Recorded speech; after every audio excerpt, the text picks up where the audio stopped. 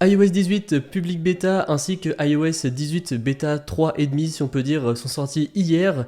Dans cette vidéo, on va donc faire le tour des nouveautés, de ce qu'elles corrigent. On va également regarder si c'est mieux au final de rester sur une bêta développeur ou d'être sur la bêta publique, comment switcher entre les deux, et si jamais vous décidez d'installer la bêta publique, les choses qu'il y a à faire. Comme d'habitude, si jamais ce type de contenu vous plaît, n'hésitez pas à vous abonner pour ne pas manquer les prochaines vidéos et on rentre sans plus tarder dans le vif du sujet. On commence dans un premier temps avec iOS 18 bêta 3.5 puisque c'est un petit peu ce qui va aller le plus vite. Et en fait, si on regarde, eh bien Apple l'a même appelé tout simplement iOS 18 bêta 3. On peut voir que ici sur mon iPhone 15 Pro, elle fait uniquement 360,7 MO. Donc au final, c'est relativement léger et c'est normal puisque vous allez voir, elle apporte très peu de nouveautés. En revanche, ce qui change et qui est assez important, c'est que si jamais on va dans les réglages, général, informations et que l'on clique ensuite sur version d'iOS, ici on peut voir que ça a changé un petit peu puisque du coup on passe à iOS 18.22a 5307i tandis qu'avant on était sous la lettre F et qui était la même lettre que sous la bêta 2. Je vous avais d'ailleurs dit que c'était un petit peu étrange mais du coup aujourd'hui on a la réponse. Ce qui change avec cette petite bêta, eh bien c'est que déjà les emojis sont redevenus comme avant, on retrouve la même taille et on retrouve exactement la même disposition au niveau du clavier. Donc c'est assez étrange qu'Apple ait fait un move puis qu'au final revienne en arrière une semaine après. Et l'autre chose qui change, c'est que l'application Apple Store, celle où on peut acheter des produits Apple, ne crache plus puisque c'est vrai qu'avec la bêta 3, c'était inutilisable, on pouvait juste ouvrir l'application, ça marchait 2 secondes 30 et après ça se fermait subitement. L'application était vraiment impossible à utiliser. Donc si jamais ça vous intéresse de voir toutes les nouveautés et changements qu'il y a eu avec cette bêta 3, puisque au final ici, à part les deux petits correctifs là que je vous ai mentionnés, il n'y a pas grand chose de nouveau.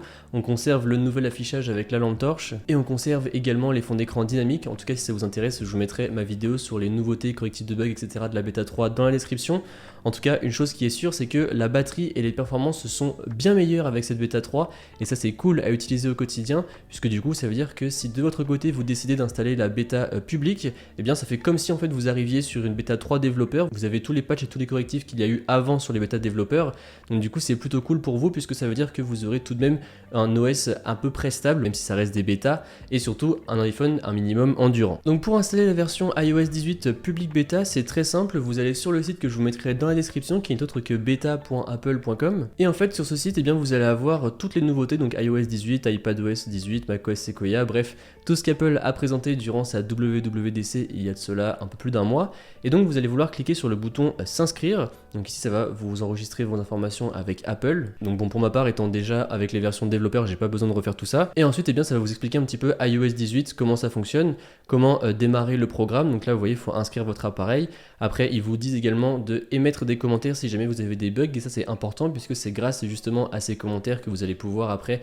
aider les futurs bêtas à ne plus avoir certains bugs et ça se passe d'ailleurs dans l'application Feedback. Et donc une fois que vous avez inscrit votre appareil iOS, eh bien avant de faire la mise à jour, surtout très important et j'insiste lourdement là-dessus, faites une sauvegarde de votre iPhone, que ce soit directement sur l'iPhone avec iCloud ou que ce soit avec un PC, un Mac, bref tout ce que vous voulez, faites une sauvegarde de votre iPhone puisque il se peut que ça bug et que votre iPhone ne fonctionne plus du jour au lendemain ou qu'il y ait des bugs qui soient pour vous trop handicapants au quotidien et qui vous empêchent d'utiliser votre iPhone à votre convenance et que vous décidiez de repasser sous iOS 17, eh bien il vous faudra une sauvegarde et si jamais vous n'en faites pas, eh bien vous perdrez toutes vos données. Donc pour en faire une sur iCloud, c'est très simple, vous cliquez sur votre nom en haut dans les réglages, vous descendez ensuite dans iCloud et ensuite vous cliquez sur sauvegarder iCloud. Donc bon, l'interface est un petit peu différente pour les gens sous iOS 17, mais je pense que vous comprenez l'idée. Et ensuite vous cliquez sur sauvegarder maintenant pour que vous ayez vraiment la sauvegarde la plus récente possible. Une fois que ça c'est fait, eh bien vous allez toujours dans vos réglages, vous allez dans général, vous allez dans mise à jour logiciel et donc là normalement vous avez juste mage automatique et en dessous vous allez avoir mise à jour bêta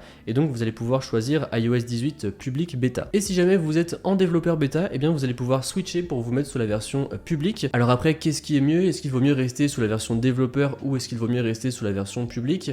Bah, j'ai envie de dire, c'est un petit peu à vous de voir. Si jusqu'à maintenant vous étiez en version développeur et que vous vous disiez bon bah au final j'ai pas trop de bugs, mon iPhone reste utilisable au quotidien, eh bien vous pouvez tout à fait rester sur la version développeur puisque du coup ça ne changera pas grand chose à votre quotidien.